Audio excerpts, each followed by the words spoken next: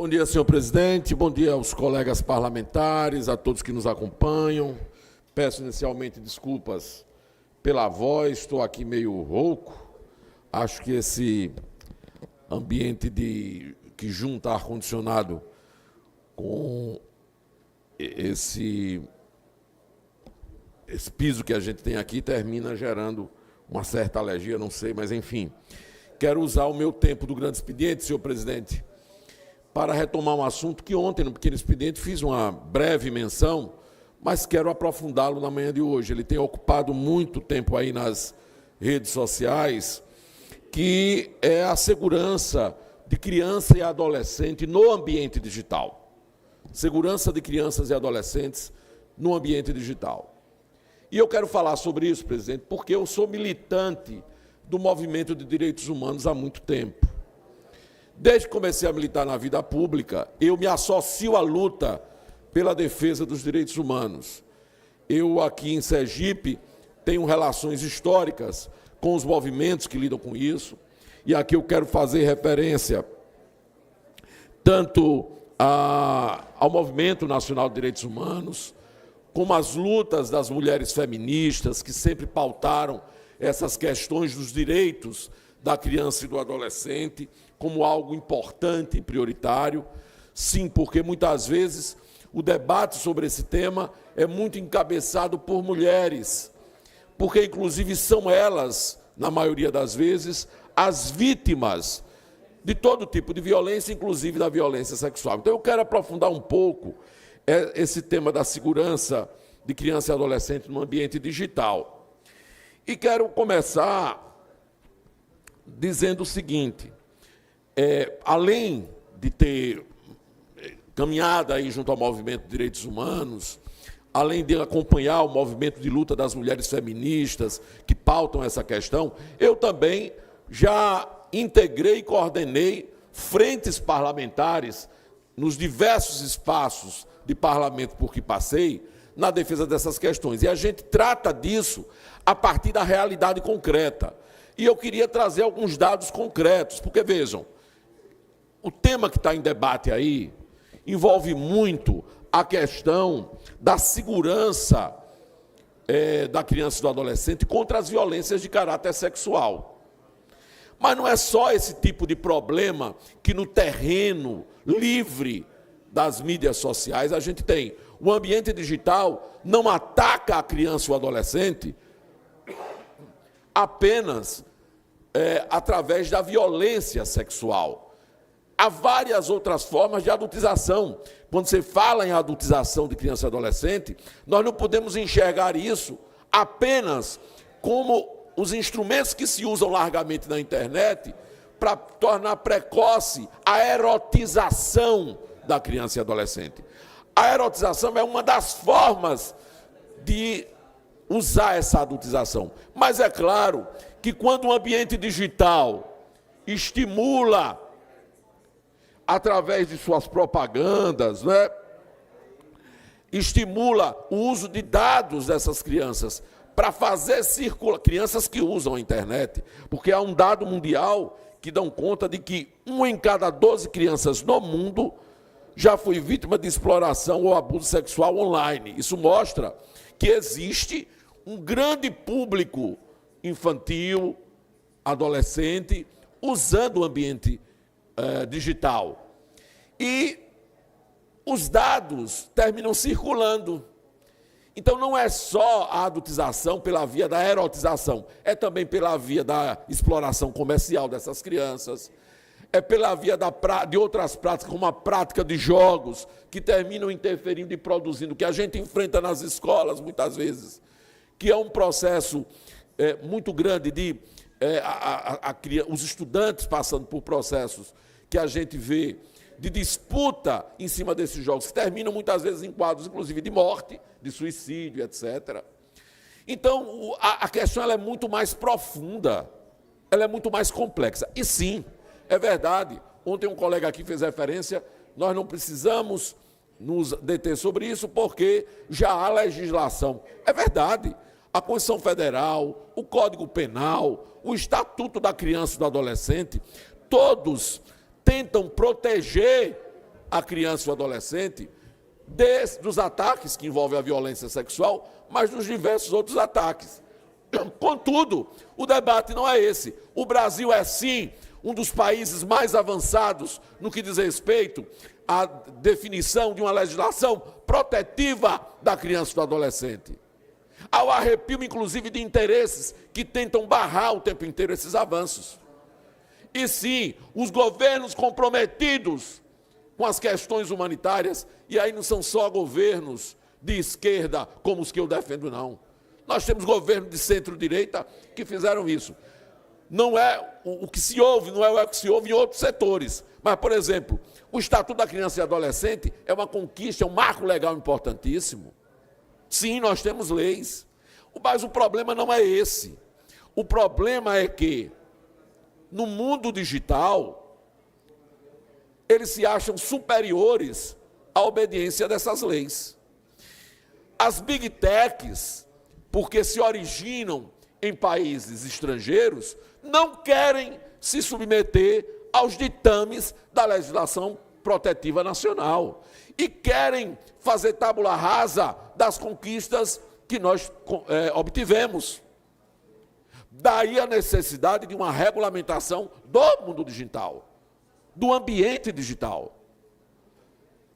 Que aí os exploradores sexuais de criança e adolescente, que muitas vezes pousam de bomoços, daí aqueles que têm altos interesses comerciais no lucro que circula nas redes sociais, reagem, porque eles não querem regulamentação em relação a esse mundo que é o mundo digital. E nós precisamos ter. Esses dados mostram isso, mostram de forma escancarada.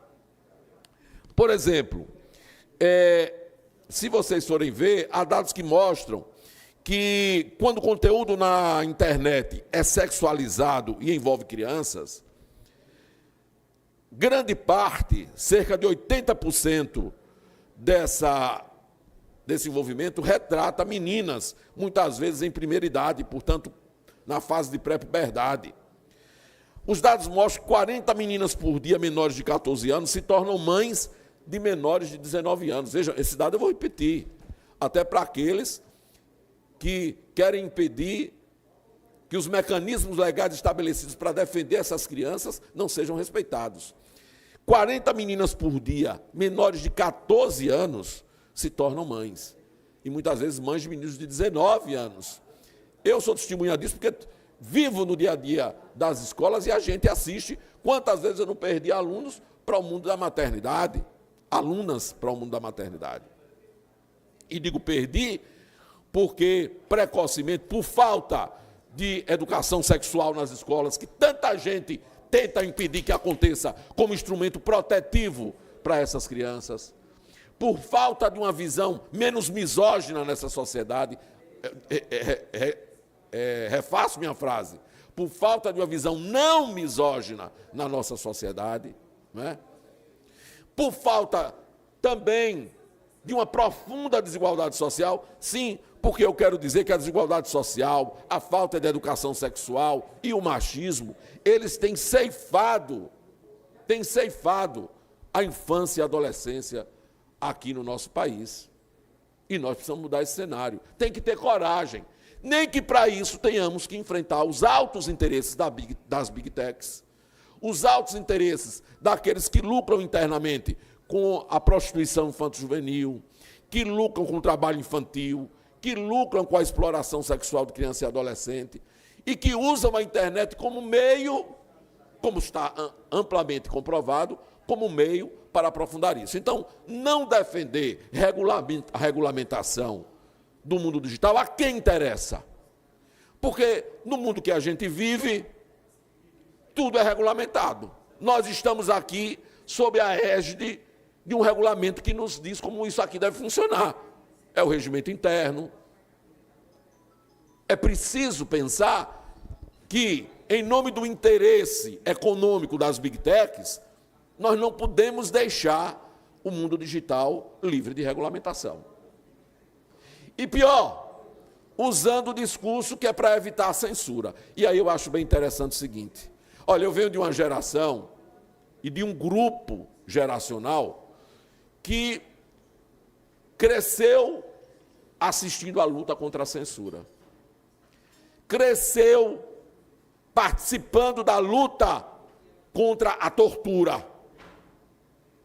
E eu acho muito interessante agora como os defensores de torturadores, aqueles que diziam que direitos humanos era para quem defende bandido. E a gente dizia, não é. Direitos humanos é para defender os interesses da humanidade, os interesses civilizatórios. Como eles agora invocam o discurso contra a censura de forma hipócrita, o discurso contra os instrumentos que a gente sempre denunciou e que foi apoiado por esses setores e que apoiam em discursos públicos. Quem não lembra aqui do dia do impeachment da presidenta Dilma Rousseff, onde um dos que votaram pelo impeachment dela, que eu não gosto de fazer propaganda do nome porque não merece, foi lá justificar o seu voto, fazendo homenagem ao pior torturador deste país durante o período da ditadura militar. Quem não lembra? Eu lembro. E aí a gente começar agora a invocar essas pessoas, invocar o discurso de direitos humanos e querer transformar essa pauta numa pauta sua. Invocar a luta contra a censura, quando sempre estimularam todo tipo de censura à imprensa. Para não ter uma lei que regulamente o mundo digital. É para regulamentar. Aqui não é o país do laissez-faire. Não é o país em que o interesse econômico internacional chega, se estabelece, e ele é que dita as normas. Não, nós temos soberania. Eu ensino aos meus alunos, vereadora Selma, muito precocemente, eu ensino aos meus alunos conceitos importantes.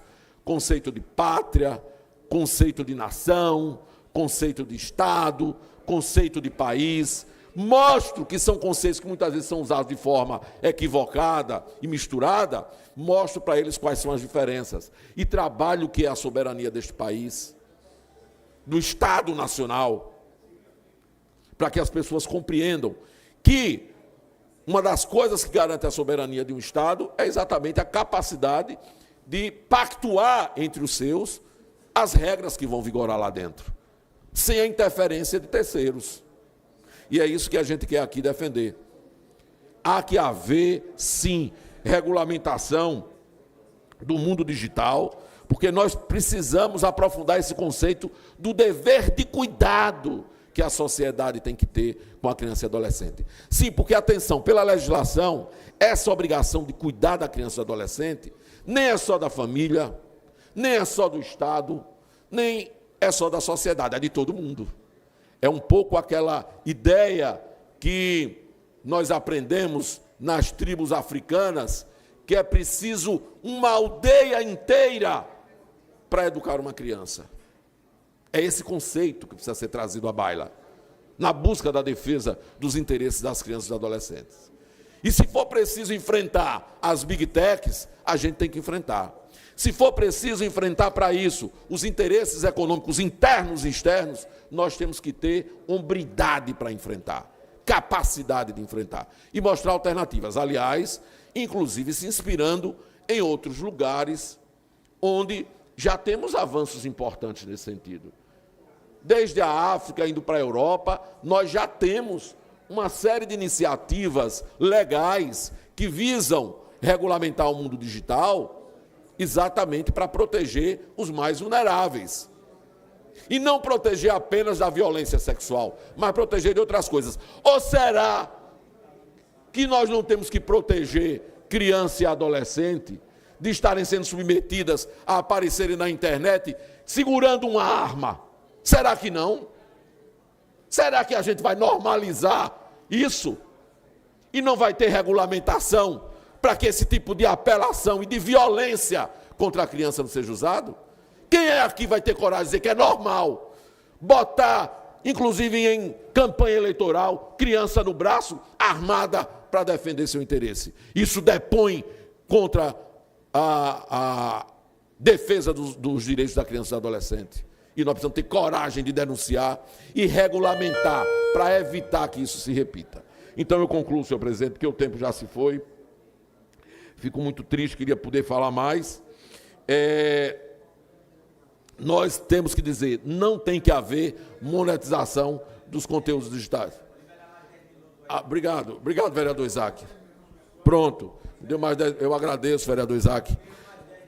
Sei que Vossa Excelência concorda com a linha que estou defendendo aqui. Nós precisamos ter cuidados, né, aprofundar a política de cuidados com a criança e adolescente. Tem no Congresso alguns projetos nessa linha. Vejam, existem leis que defendem criança e adolescente, mas é preciso ter lei que regulamente o terreno do mundo digital. E existem leis tramitando. Uma, inclusive, de um sergipano, o senador Alessandro Vieira, que, segundo a gente tem ouvido as análises, é uma das que mais está avançada para ir nesse sentido. E nós precisamos ampliar essa preocupação, inclusive para incluir nas iniciativas outros tipos de proteção, como eu dizia, não apenas a proteção contra as agressões de caráter de cunho sexual, já previstas na Constituição Federal, no ECA, né, o Estatuto da Criança e do Adolescente, e no Código Penal. Aliás, eu quero aproveitar, já que eu tenho mais um tempinho, dizer que o STF, recentemente, decidiu o seguinte, abro aspas, o provedor de aplicações de internet é responsável quando não promover indisponibilização imediata de conteúdos que configurem as práticas de crimes graves previsto no seguinte rol taxativo. 1. Crimes sexuais contra pessoas vulneráveis. 2. Pornografia infantil. 3. Crimes graves contra crianças e adolescentes. Tem decisão do STF já protegendo, mas é preciso que exista uma lei regulamentadora desse mundo digital, porque nós não temos que proteger nossa criança e adolescente apenas desse tipo de violência. São várias outras que nós vemos aí denunciadas. Agora tomou muito o corpo essa questão que envolve a exploração mais sexual por conta do vídeo que viralizou na internet, não é? Mas não é só essa a violência. Então, meus amigos, nós não podemos permitir que, em nome da monetização, aquilo que... Porque tem uma outra coisa, eu ainda não sou um compreendedor profundo disso, não. Estou ainda estudando. Comecei estudando o impacto da internet na sala de aula. Peguei algumas estudiosas, inclusive aqui de Sergipe, que tem publicações sobre isso. Mas a gente precisa compreender como é que funciona esse mundo digital, para entender quais são os interesses que não aparecem, mas estão por trás do mundo digital, articulando tudo, e o que é que move o lucro, a monetização aí. É por isso que tem reações contra a regulamentação, porque eles querem um campo livre para continuar lucrando. Infelizmente é isso, tudo em nome do lucro. Então nós não podemos aceitar essa lógica de que pode haver conteúdos na internet monetizados quando esses conteúdos envolvem crianças e adolescentes. Nós temos que frear isso, e isso não é censura. Se tiver algum dispositivo que implique em censura, evidentemente, eu, por exemplo, estarei denunciando. Porque eu estive ali ladeado com aqueles que sempre defenderam o fim da censura, o retorno das liberdades. Eu estive lá, diferente de outros heróis de muitos, que estavam do lado oposto, defendendo que os militares continuassem batendo, torturando, matando, fazendo sumir, impedindo que artistas, jornalistas, intelectuais pudessem formular o pensamento, impedindo que o contraditório existisse. Eu estive lá, enfileirado, sempre na defesa da democracia, do fim da censura, do fim da ditadura, do fim da tortura. Se algum instrumento que recapitule isso estiver em algum mecanismo, eu serei contra. Agora, usar isso, alguém que não tem compromisso com isso, usar isso para impedir que avance o processo de regulamentação do mundo digital, aí não. Aí a gente precisa compreender o que é que está por trás. porque os interesses são muito profundos. Agora, para mim, o interesse maior é o de garantir a proteção aos vulneráveis. E todo tipo de proteção. Proteção contra os abusos sexuais, proteção contra a adultização, proteção contra a exposição à violência. Esse tema da adultização e da erotização da criança e adolescente não é novo. E eu quero dizer que os meios de comunicação sempre tiveram que ter muito cuidado, porque toda vez que se descuidava um pouco, havia muito isso. Eu lembro de programas chamados programas infantis. Na época eu já não era mais do mundo infantil. Eu lembro de programas considerados infantis que erotizavam muito as crianças. Alguns erotizavam, outros não erotizavam, mas adultizavam as crianças. Então, queimam fases da vida infanto-juvenil. Nós precisamos cuidar disso.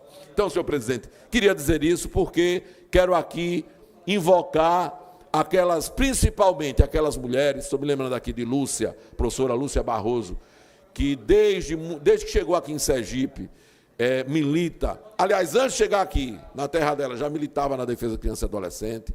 Quero aqui fazer referência. Sim, a professora Lúcia está na minha assessoria, me assessora aqui dentro. Quero aqui fazer referência à assistente social Maria José, mais conhecida como Zezé, que é uma grande militante da causa da criança e do adolescente, que também está na minha assessoria. Então não podia passar sem discutir essa questão com um pouquinho mais de profundidade, dentro da lógica que entendo. Quero fazer menção aqui a um outro que está na minha assessoria, doutor Tiago Oliveira, que é militante do Movimento Nacional de Direitos Humanos e que sempre teve um papel destacado na defesa das pautas da criança e do adolescente. Portanto, no nosso mandato, essa pauta é uma pauta muito cara, sempre foi. E nós vamos continuar defendendo que o interesse mesquinho do lucro, da monetização e da dominação não submetam o interesse maior da proteção exigida pela legislação e pela nossa convicção civilizatória para crianças e adolescentes. É isso, senhor presidente. Eu agradeço, vereador Isaac, pelo tempo que me concedeu.